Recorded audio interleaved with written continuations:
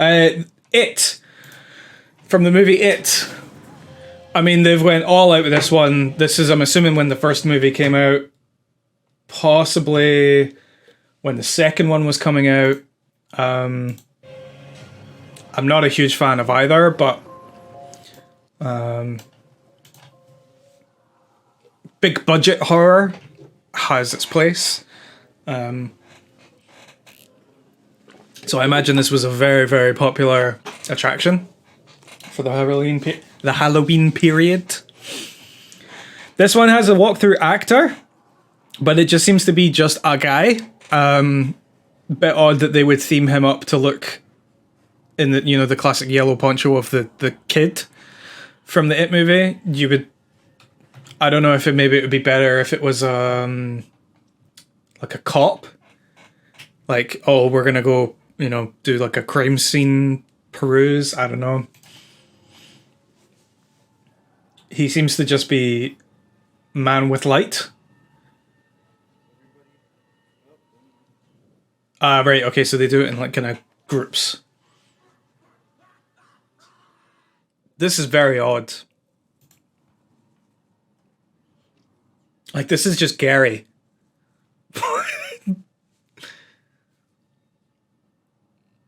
And he's hitting his markers, he's pointing the light at stuff which the lights in your scene should be pointing you to, but this whole place just seems to be universally just well lit. And I get that, this particular space probably, or attraction, probably isn't designed for, the people who would have went to the last one. The people who want like a proper horror scare or horror experience. But this is not ticking any boxes so far. Apart from the front. The front looked amazing.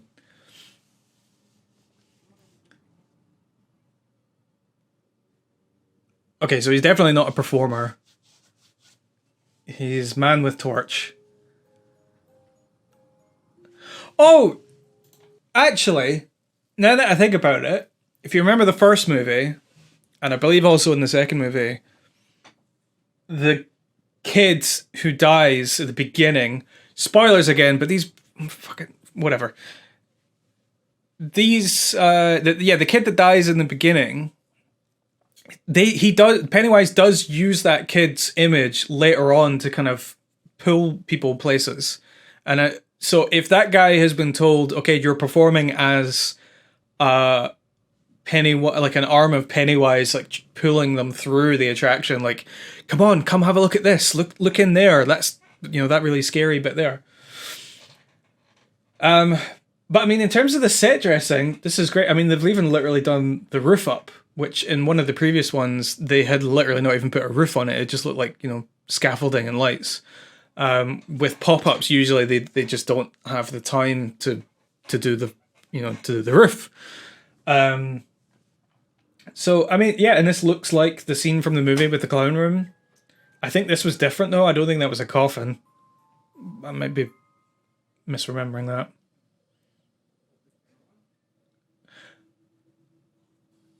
Okay. So I think what was supposed to happen there was when you're listening to your man on the right there, he says, oh, no one? So I think the implication was that someone was supposed to step forward and look in. And then if you look at the bottom, the person who was standing there, or persons, get a jump from the air hitting their legs. Now, I think, personally, this is completely a failing on that guy, or this guy's... This is his failing, right? If everybody's too scared to do it, that makes sense. But you've got a room full of people who are completely silent, so you don't even know that. You've not really got anything in the room that's forcing them to the front. I don't think you really can. You kind of need to give them a bit of space so that they're choosing to walk forward for this effect to work properly. But the actor's job here really should be, as soon as you get them in the room, get them to the box, or incentivize them going to the box, being like, hey, I think there's something in there, but I'm too scared to look. Can one of you look for me? Do something like that. And then it just kind of sadly closes and the effect doesn't work. Oh! Okay, and then one of them comes out and everyone's silent and standing there. Oh, it was so fucking awkward. Oh, God. That's not the scare actor's fault, and I'm sure that happens all the time with scare actors where they jump out and people, don't react the way you want them to. You probably just have to deal with it. You just learn to get over that, but oh, God, that was fucking embarrassing. This was the best scene from the first movie, by far. I loved this scene. Again, we're just kind of using shots from the film, I guess, here.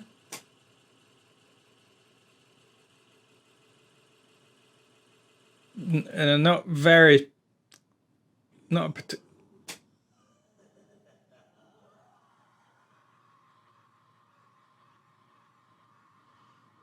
God, that sound was terrible. Was that it? We're just using wall projections. This is literally worse than the last one, and the last one was done on like a fucking shoestring.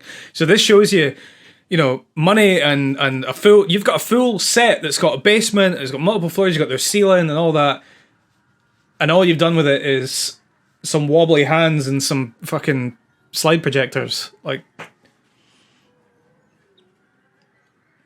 but this is what happens when,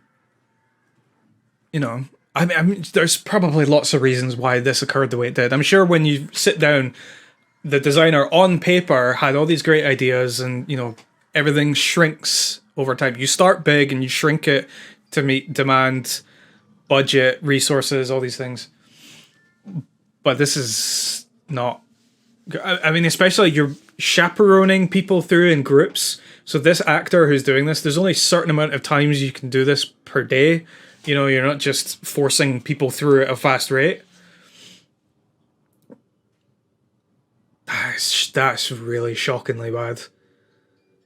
The theming is fucking movie perfect. Like, this is like they're lifting scenes straight from the film. It looks great. You've got all the paint peeling off the walls. The doors look great. Even having the actor walking through with the torch could be so powerful because you can guide people's eyes without them feeling railroaded because you're part of the group as the actor, and it can have an air of kind of natural, almost improvisational delivery. But what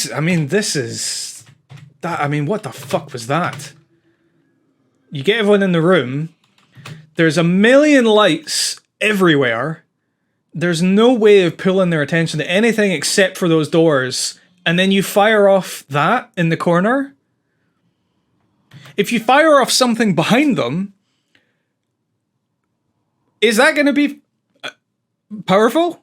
Or are they just kind of going to go, oh, and then they turn around and then they realize what it is? Like, you can't even fully really take in what's happened because you're turning around to see the middle of a jump scare.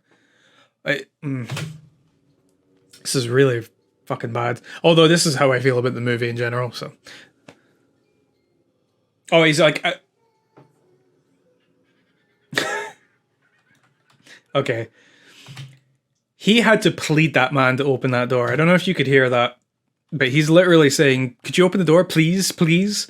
Which, like, I mean, I said that in the last room. Involve them. Be, a performer to sell that... incentivize them doing something. But this guy, we saw him in the last room, this guy don't give a fuck. And he's chewing gum, he's just looking at it. Like, at a certain point, I think I would look at the party in the room and I would just kind of go, I would rather gather them around the door and open it myself so that it happens to them, rather than doing that, because that's obviously that's a disaster waiting to happen. And also that effect is fucking shocking. That's so bad. That's where you would put a human person. Never mind. Oh, and then they're coming out and then pointing at the other door. Nice, good, I like it. And now this guy's opening the door. This is all over the fucking place. And this is the exit. Okay, that makes sense. That was a good scene, I like that. The projected cockroaches is nice.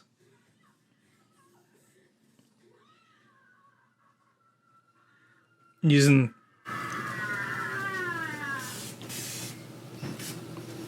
the sound of the pneumatic drills go, or the pneumatics go.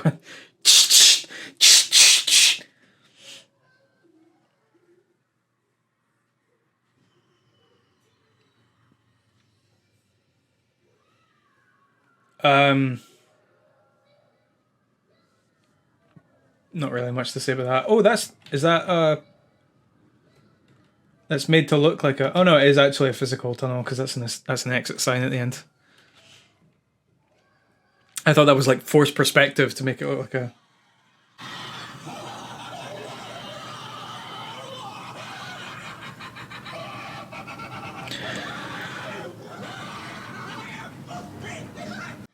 Okay.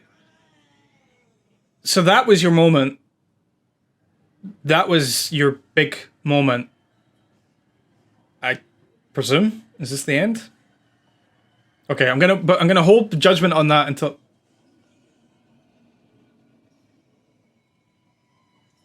I like that. Okay, so that was your big moment, right? And it looks like he moves what, a foot in bits. So I don't know if that was a failing of the track there to make it move, quickly. But I really genuinely think that should have been laid out and lit in a way where people are in position and they think they're looking at one thing down this corridor, like that smoke effect with the projected balloon. So you have the smoke with the balloon being projected onto it, and then at the same time that you switch that, you turn the light on the smoke off and the light on the Pennywise behind it on, and you have them come forward. Like that's it, right? Like,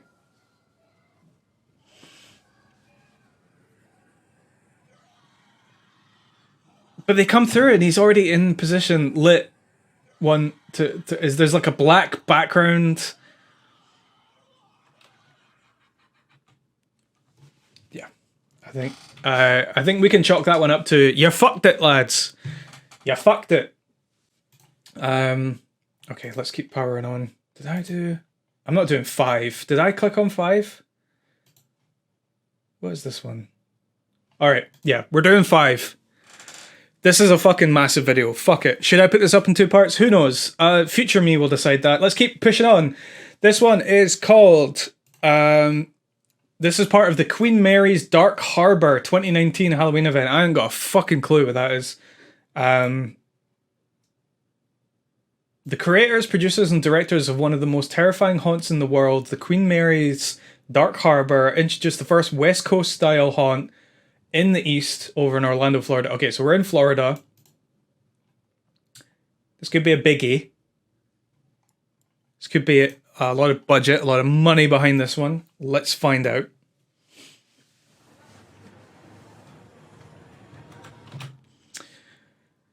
Okay, yeah. I knew this about it. This one's on a physical, actual giant boat. I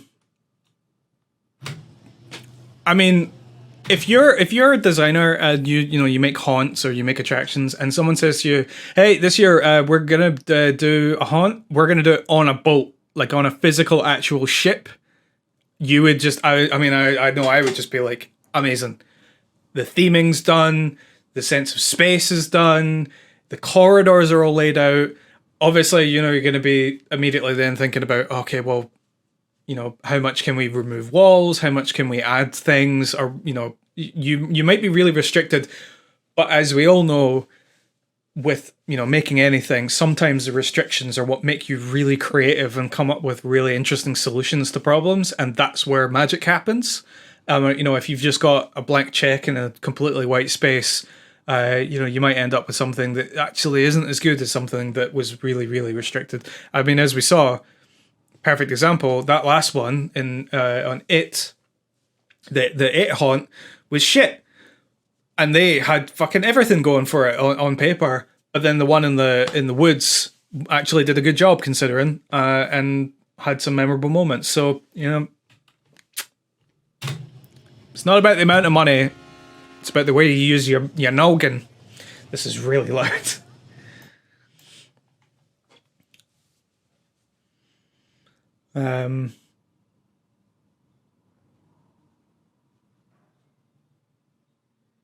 That guy got a nice wee jump at the beginning there.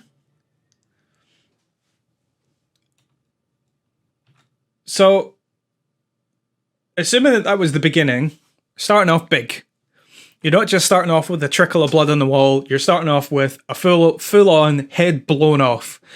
But at the very least, you've really sold what kind of environment they're going into. It's somewhere where people lose their fucking minds. So, crime scene. We've got wait, hold on. Hold on. We've got crime scene and like Exorcist. You got like a melted body, crime scene. You got crosses and upside down crosses on the wall. I don't know if this is based off of a movie. B340 Haunted Maze and a Haunted Ship. I think this is just random scary things. I don't think this is based on a story. I might be wrong. I like that using, so as you noticed with some of the other haunts, you have to use these things to divide up the space. You know, like dangly things. Most of the time it's just cloth or black, you know, strips of material. This using actual like old clothes, you can see like the buttons and all the different colors. That's nice. I like that. Great kind of Titanic-y kind of feeling. We've got 80s new wave music.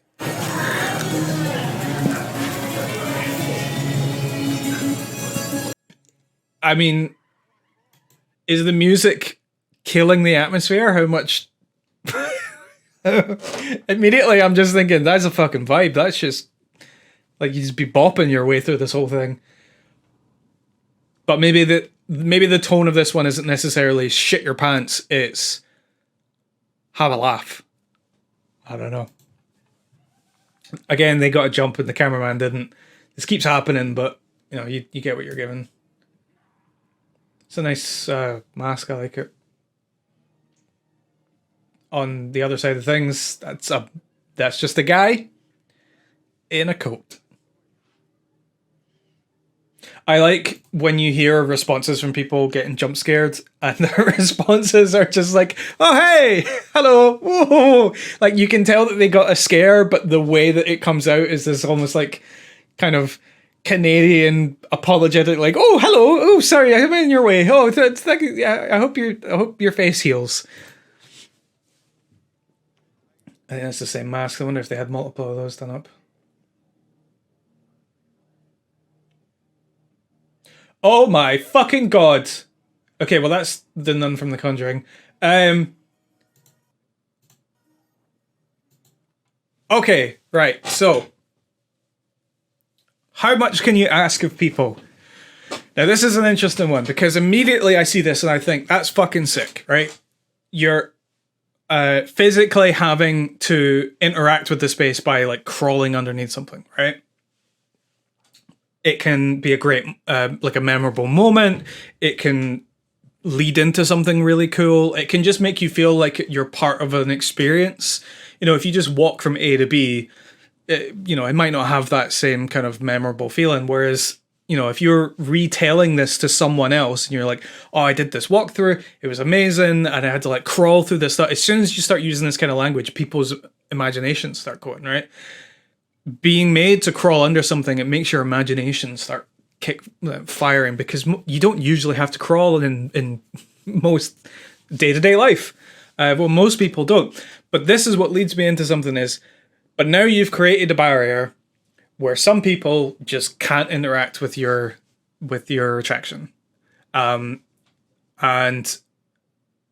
accessibility is so important, and it really bothers me that most designers that I know, or most design courses that I've done, or videos that I watch, it just never comes up. And accessibility is, I think it's seen of by able-bodied people. And I apologize if I use the wrong language here, because this isn't a world I'm particularly knowledgeable about or immersed in, and I'm trying better to learn about these things. But one thing I've noticed in myself and in others is there's a tendency to think of able-bodied people as default, and you make things for the default, and then once it's done, maybe you'll do an accessibility pass, and you'll consider afterwards, you're going to go, okay, well, I can tweak this, I can tweak that, and kind of form things. But on paper, from the very beginning, when you've done your blueprint of this walkthrough, once you've come up with the idea of doing like a crawl under thing, you really genuinely have to have a sit down with yourself, with the team, with the stakeholders or whoever you're making this for, and really talk about how important that is. Because philosophically, you're asking a lot about, do you make something that is going to be as good for the most amount of people, but then also you're now taking into consideration excluding of other people, and obviously that's not fucking great. And I just think it's our job to educate ourselves so much more. I think I talked in other videos about educating ourselves about other cultures before making something that could kind of touch up against or immerse itself in other cultures. I think things like accessibility, it needs to be part of that conversation from the blue sky thinking, the white paper, whatever you want to call it, that high concept thinking. And this is a good example of, they've made the decision, whether or not it was informed with accessibility in mind, and they just kind of made their call and just thought, this is what we think is best for our attraction. I can't exactly fault them with that without being in the room and hearing their reasoning, but immediately it does make me just think, you've made an exclusionary product. So yeah, and that's how other people will see it too. So yeah.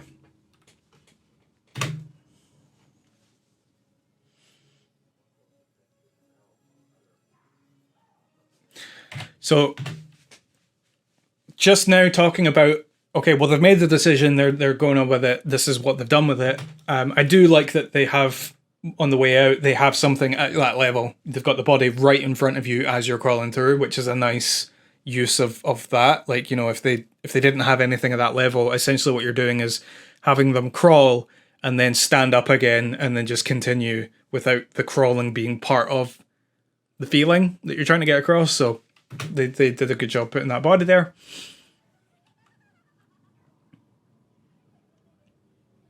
She's got like a skinned face. I like the costumes and everything. They all look really like properly custom made for this. Like, they don't just look like they've dipped it in tea. It looks like they've actually properly aged stuff. The music and the lighting is funky as hell. And it gives it an identity that I think if you had just done, dark with like white lights and like some kind of red accents, personally, I think I would like to see what the whole thing would feel like with a lot of blue and turquoise. Like, you've got the Art Deco styling, like on the walls here, which is cool. And you can't. It's not to say that you can't use color there, but I think what I would have liked is to have like a really be reminding people that they're on a boat, and that in this world they're on a ship, but in this world the ship has sunk, and these are dead bodies in a sunken ship, or like a Mary Celeste situation. But I would really want to keep reminding them that's the USP of this. And funky 80s new wave doesn't exactly sell the theme to me, but it is fun and it creates a new identity that maybe a lot of other haunts just don't have, and maybe that's memorable. But I think I would have leaned into the sound of water, the sound of storms, the blue lights, the turquoise lights. Maybe have, if you could have a projection or a window, a window projection of water moving and the sound of like you can see pipes with like water dripping out of them. Like I would really lean into that. But maybe at a certain point they just decided this is fucking boring and we want it to be fun. It's part of a wider space that is more fun than it is, scary. So maybe it suits the park or the theme of the, season. Funky Halloween.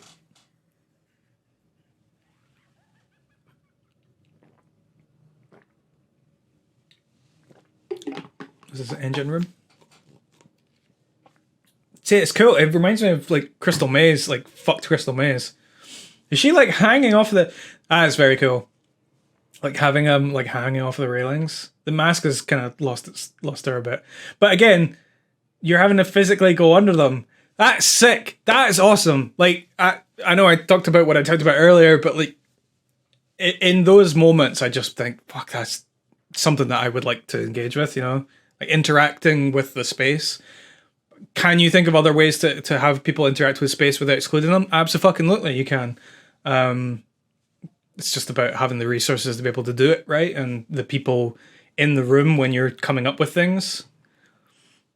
Like, again, I've said it before, I'll say it a million fucking times. Lived experience and knowledge of these different groups outside of the same voices that you've got in the room when you're coming up with stuff will absolutely improve your product. It's not about fucking making things worse so that more people can enjoy it. It's about improving it. Full stop.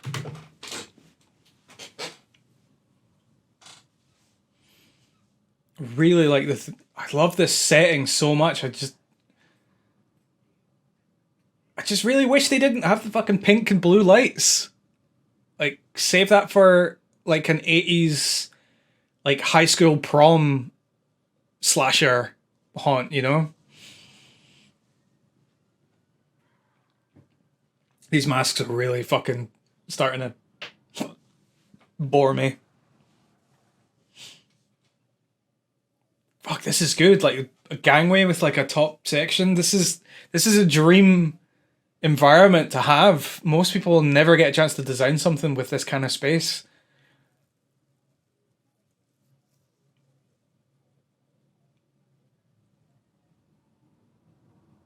Oh, she's got like a full pentagram space.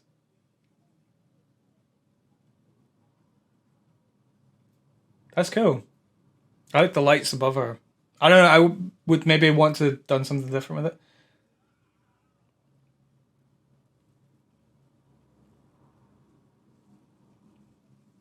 It's just a guy in a room, I guess.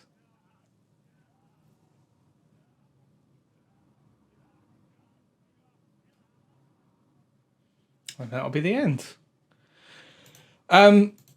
Yeah, some interesting stuff in there. I think it's super fucking cool that you would have an environment like that to work with. Usually you're starting with a completely blank space. But as we've seen with that one and with the backwoods one, having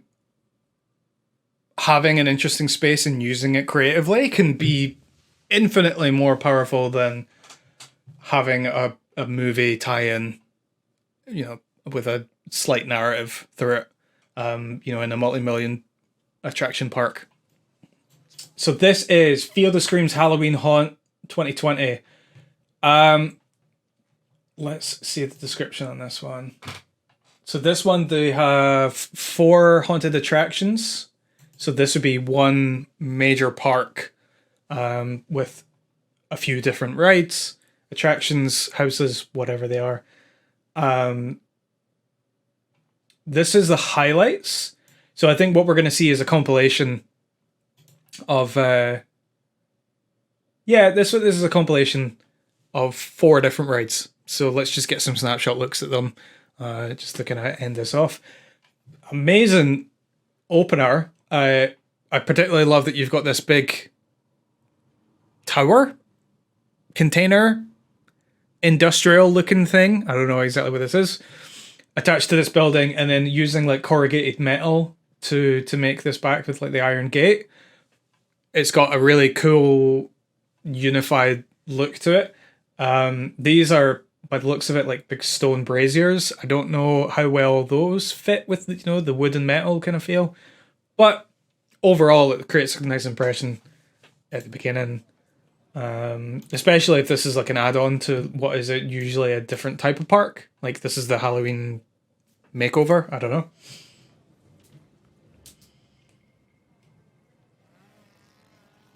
So yeah, so this is one of these spaces where they've got scare actors that just walk around. That is no, sorry. That's not scary. That's fucking hilarious. That's like a weird like Groucho Marx bit. This is what you would do if you were making a parody video of, of this. Watch your legs, watch your head, watch your legs, watch your head.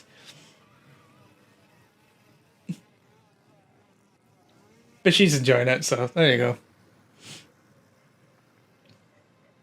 That's a big motherfucker. You see that? Let's go.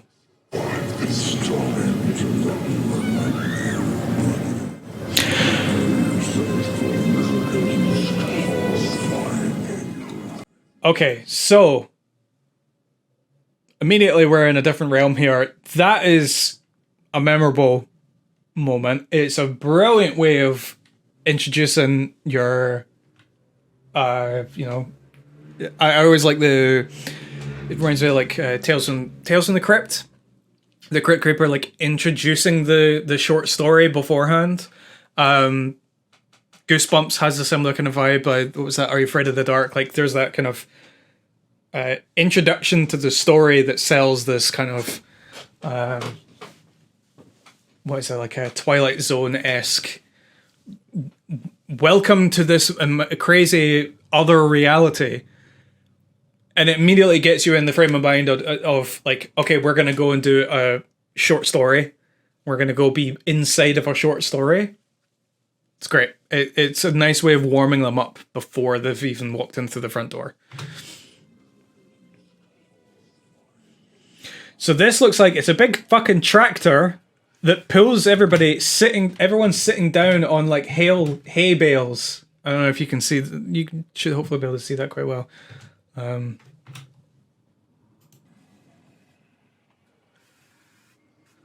Smoke is a nice way of pulling them into it, making you get a wee jump.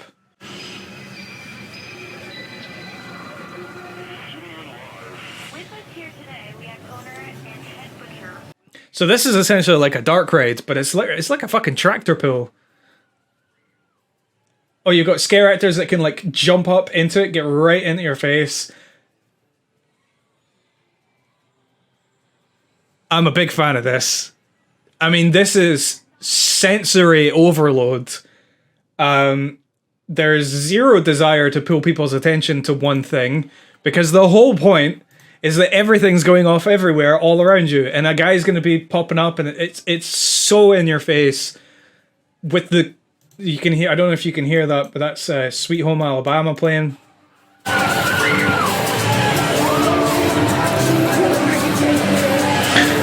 It's big, it's raucous, it's fun. It reminds me of certain horror movies that when they start, they do like a little, almost like a short story intro that is big and bombastic and bloody, and then they then cut to 4 teenagers in a Buick driving cross country America, and they realize that they're running low on gas and they have to pull in. Classic kind of setup. But a lot of times you use that intro to like grab people's attention, get them immediately into it, get that kind of big raucous kind of feelings, lay the table, and then pull them back and kind of start the story. It's very kind of pulp. Cult, usually like cult films kind of do that, but yeah, it's very kind of pulpy, tongue-in-cheek kind of vibe. It reminds me of like Rob Zombie kind of films. So yeah, great. Like, fuck it. If you do it right, it works. If you do it badly, it's shit because then you're just waiting on the next time that happens. But if you do it right, it could be a great palate cleanser. Not cleanser, palate starter, appetizer. There you go. Cry. This is a whole different theme. This is fucking sci-fi. What the fuck?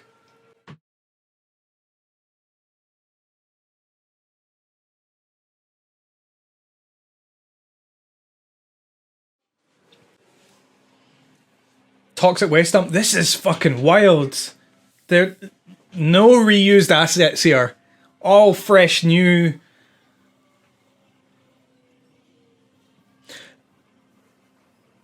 So the main thing seems to be you take them into a space, and then you have some scare actors climb onto the side and go woo. I like the yeah. So with the pigs and with the barrels, there's clearly a kind of a you move them into the space, and then you have the environment do something. I just realized I am gone. Hello. Yeah, you have the environment do something. The scare actors are there to kind of, keep the momentum going, but the environments are kind of, you do like a pig thing and then you do a barrel thing. Like there's one thing per space, which is fine. Although I'm already noticing that, you're in the third space here and it's getting a bit predictable. People seem to kind of, maybe I'm just watching a video. I'm not actually in it. But I would quite like to see something to mix it up. You started off with the steam. Maybe if you go into a space and instead of just keep going, you go into space and all the lights go out and then suddenly you spritz everybody with water. It's a classic. Or have use sound in a different way, like have something like traveling up and down.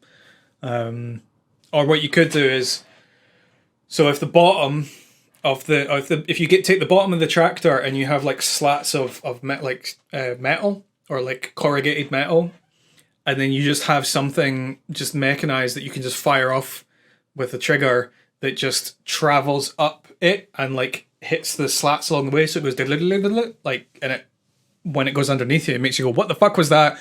You get a quick jump scare, relatively easy. Although, I mean, you have to design that trigger system, but, something that the driver can do. Yeah.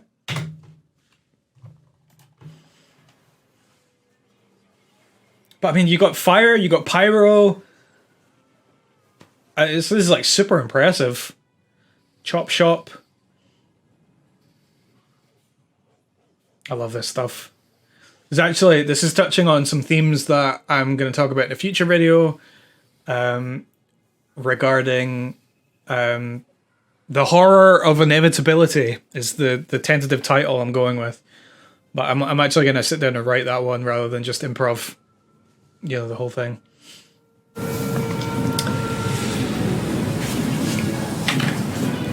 That's the music from Terminator. No, it's not. It's fucking Goldberg's music.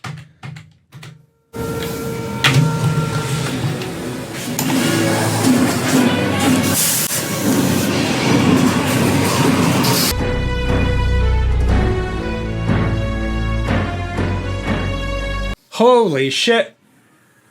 That's fucking weird. Alright, well, there you go. If you're not interested in wrestling, you wouldn't get why that is a weird thing to happen. Anyway. Okay, so this is a different thing. We've got what looks like a walkthrough. I really like this two-tiered. I mean, we were talking earlier about how a lot of places don't even do the ceiling. Here you've got like a tiered thing. You got one of these lights that's kind of off kilter. I love like little details like that, the bits of wood falling through. So, yeah, that's the kind of stuff I'd love to sink my teeth into.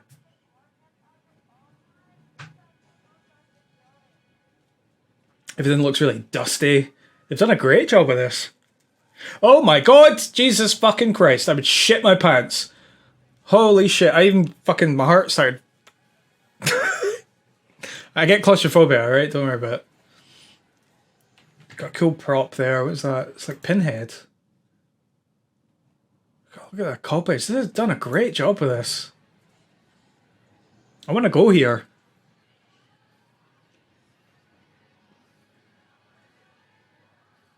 Oh god. Making me walk past that so close. I would be so worried about that fucking hand grabbing me. Whew.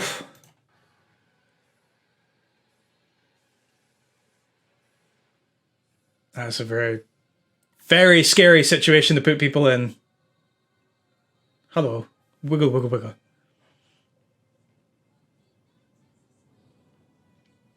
I like the music. I don't know if you can hear that. It's like old-timey swing music.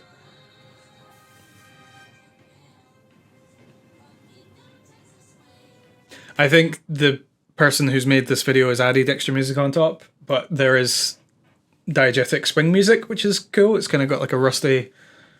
it's good theming. I don't know why I just said the word rusty, but here we are.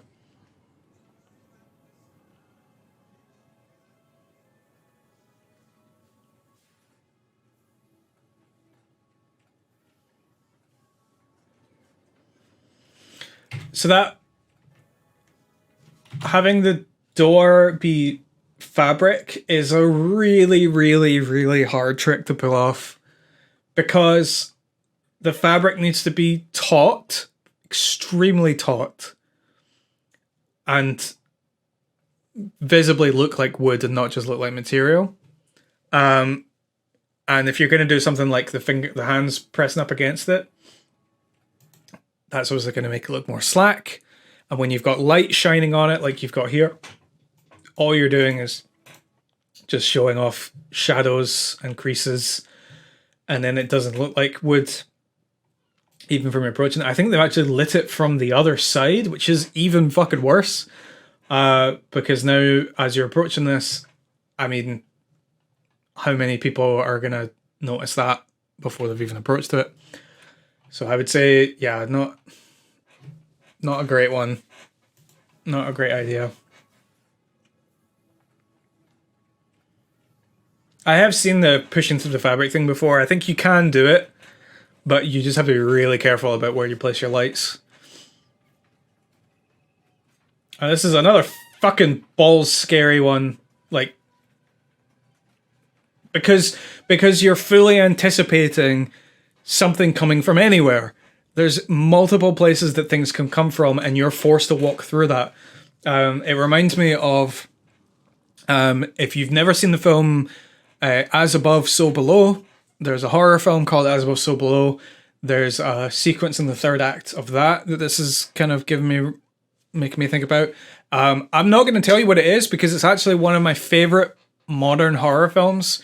Don't look at the reviews because they all disagree with me, but yeah, it's you know, Midsommar, As Above, So Below, and Train to Busan are three of my favorite like modern horror films. We're in this amazing era for horror films right now. Hereditary, Get Out. I saw Candyman the other week. I thought that was amazing.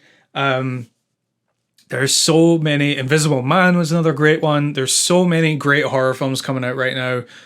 Even the ones that are there it's purely to scare you.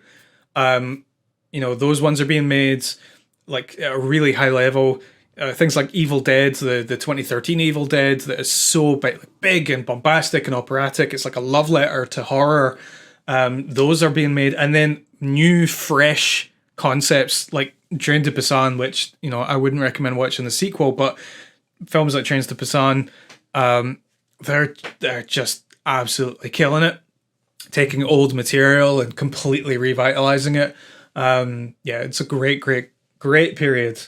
I'm sure I'm probably going to touch on some of these when I do some other videos about horror, but yeah, look forward to that in the future, I guess. I'm going to regret saying that out loud. I'm going to regret putting that in a video. Oh, wow. He gets very close with that prop. You got strobe lights popping off, which immediately, you know, certain people with epilepsy, you just have to give them an epilepsy warning in the beginning. But that, you know, you get that in lots of places.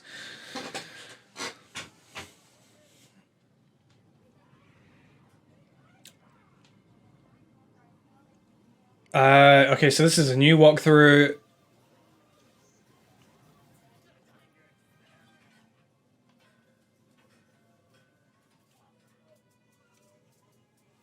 I like the concept of this one. The whole like experimentation seems to be like some tinkerer doing some kind of body horror shit.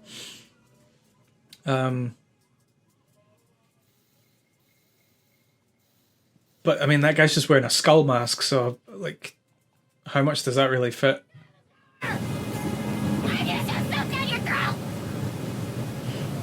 God, that must really fucking hurt your voice to do that all day.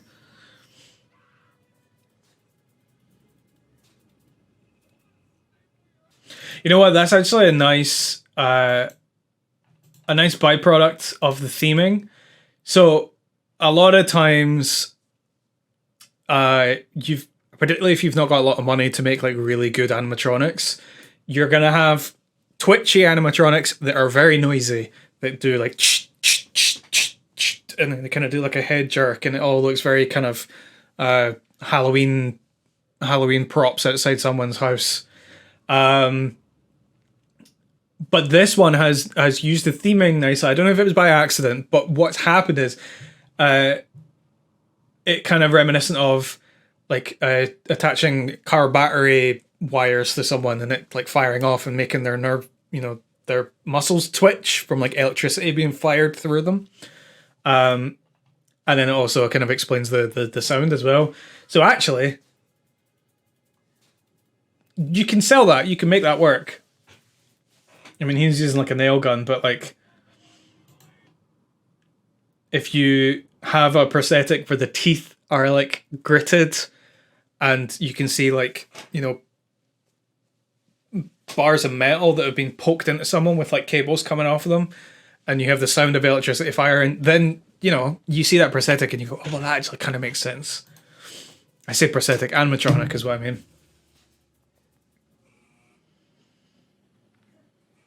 Again, the visuals are nice. I don't think this one's particularly telling much of a story. It's just more just walking into the climax of a movie. Now we're fucking, what's this, alien shit? What the fuck is that? I don't even know what the fuck that was, but yeah. Nocturnal Wasteland? Are we doing like some like Mad Max shit?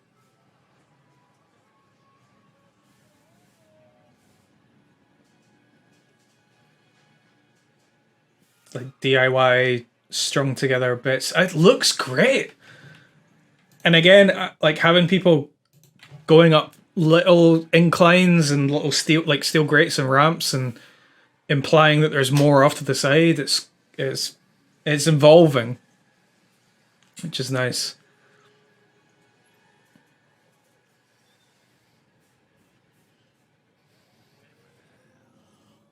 It was good.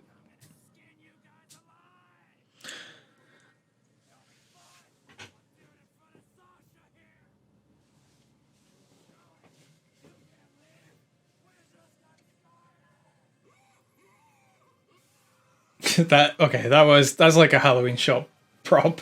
But this is fucking great. This looks awesome. Fire! Holy shit! You got the light coming in through the things. This is very cinematic. I think if you bought your ticket to go to this place and you did all these rides, I don't think that you would leave feeling like gypped. I think even in the little failings of some of these, I think overall this is just so fucking impressive.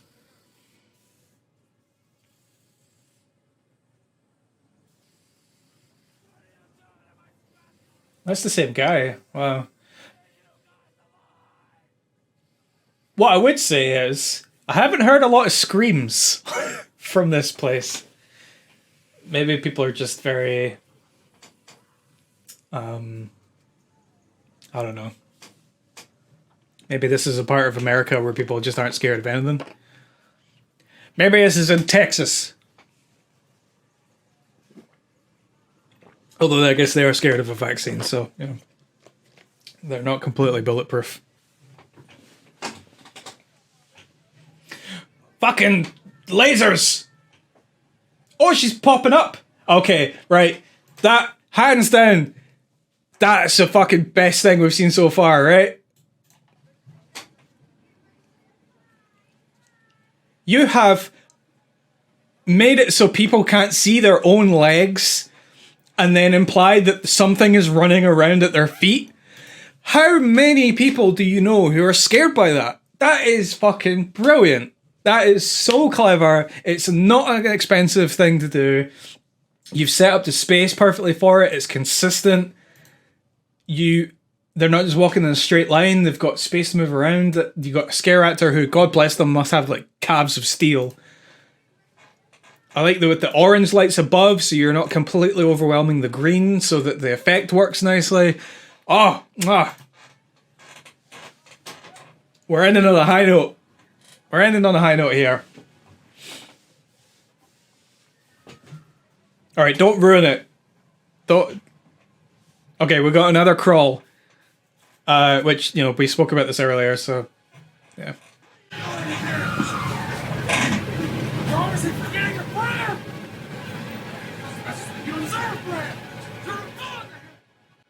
Obviously, the actors have all had to wear masks because of the pandemic.